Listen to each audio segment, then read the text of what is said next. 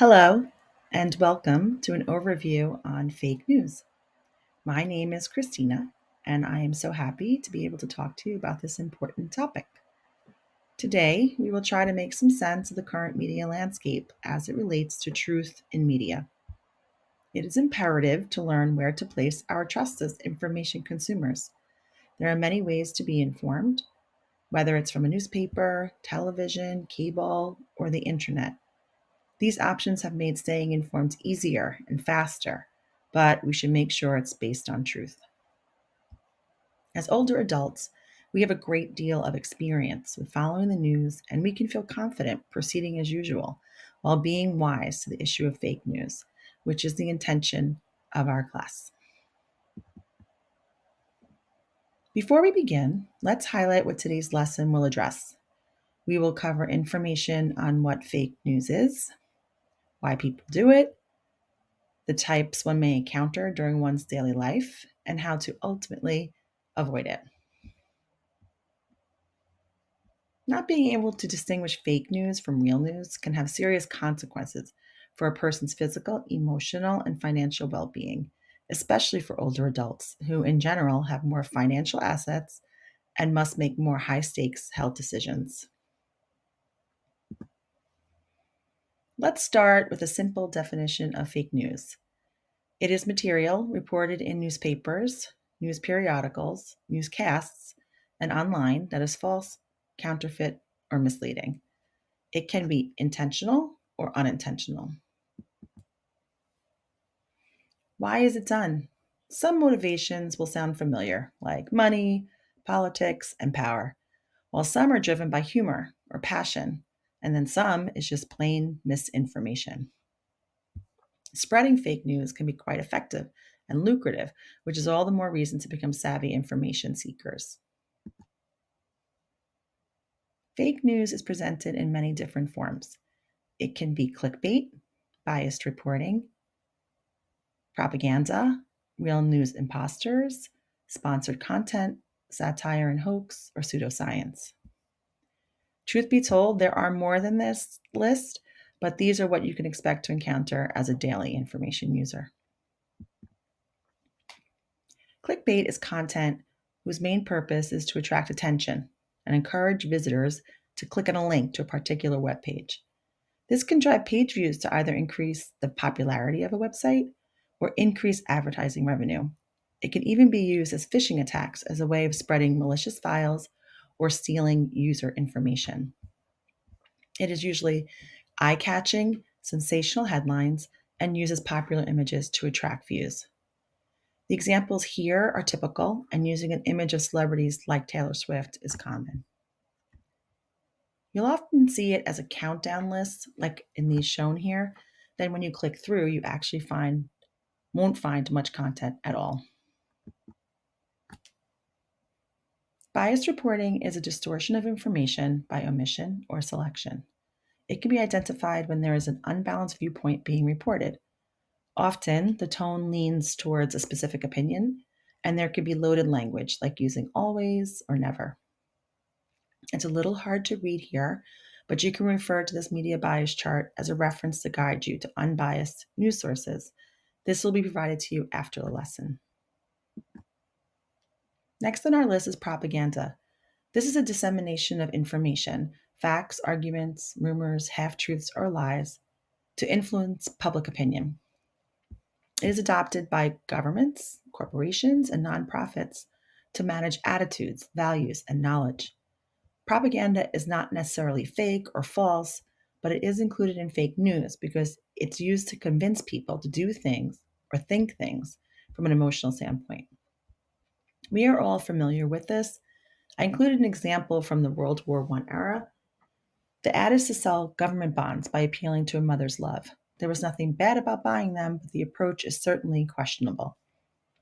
I have included a more current example of the anti vaccination movement in which vaccinating a child is being compared to shooting one with a bullet. Real news imposters are websites that pose as well known, trustworthy news providers. Some examples are Bloomberg.ma instead of Bloomberg.com, adding a .co to venerable news organizations' websites such as cbsnews.com or abcnews.com, or standalone websites like wnd.com or WorldNet Daily. You can also see it in counterfeit social media accounts posing as a well-known person or brand. Advertisement presented as editorial content can also be misleading to an information seeker. This is an example of sponsored content on Facebook. It looks like a regular person posting, but it is an advertisement.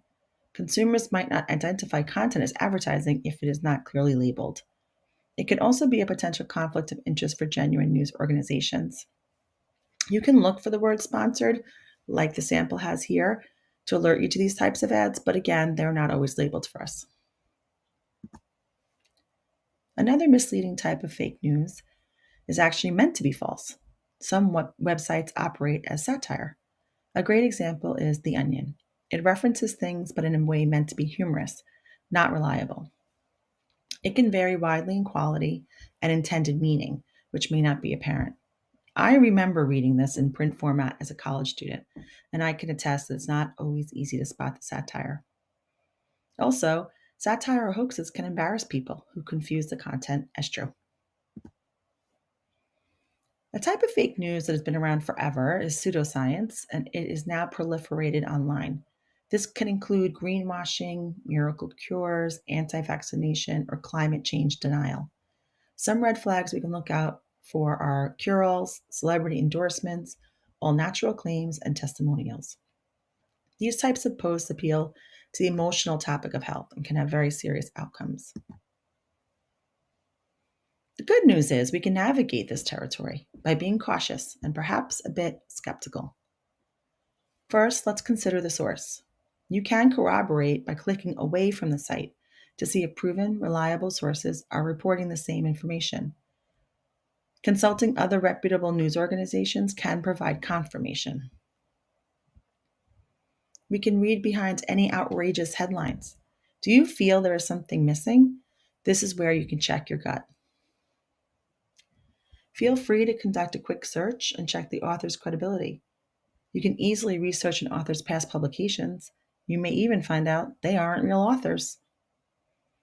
See if there are any sources cited and if those are credible. Make sure the news is not old and being repurposed by checking the date. Often, content will be repeated if it was originally effective. Sometimes, a misleading headline and date can be attributed to old news. Do you think it's too outlandish to be true? Well, it just might be. This can be a difficult thing to do, but we should try to check our own biases. Are our beliefs affecting judgment on this? We know that confirmation bias leads people to put more stock in information that confirms our beliefs than information that contradicts it. And finally, you can ask an information expert like a librarian, or you can consult a fact-checking website, which I'll review next. Fact-checking websites are a great resource when we are not sure what the real story is and can help debunk fake news reports. Some I recommend to visit are factcheck.org, politifact.com, the Washington Post Fact Checker, or Snopes.com. These sources employ many researchers to make sure that viral news stories are clarified for the public. I included a recent example from factcheck.org of the type of content you can expect from one of these resources. This article was debunking information about COVID-19 vaccines, which had not been actually proven. Now that we have identified the ways we may encounter fake news and discussed actions to combat misinformation, I have some suggested exercises to do on your own. First, you can reference this list of fake news websites to see if any look familiar to you and see which ones to avoid in the future. Second, scroll through a social media platform and see if you can spot some of the things we discussed, like sponsored content or pseudoscience. Third, read an article on theonion.com to see what a satire-based news report looks like. Fourth, visit one of the fact-checking sources we discussed to familiarize yourself with the work they do. And last but not least, simply being alert to fake news while also being just a little bit skeptical will go a long way in protecting your information consumption. Thank you so much for your attention today, and I hope you are all a little more informed and aware on the topic of fake news. Here is my email address. Please feel free to contact me with any questions. You will all receive a follow-up email with links to a media bias chart and 2 short, I promise, surveys. The surveys will help me gauge how successful the lessons were and to incorporate any future improvements, and if any, to the lesson. Again, thank you for your attendance and take care.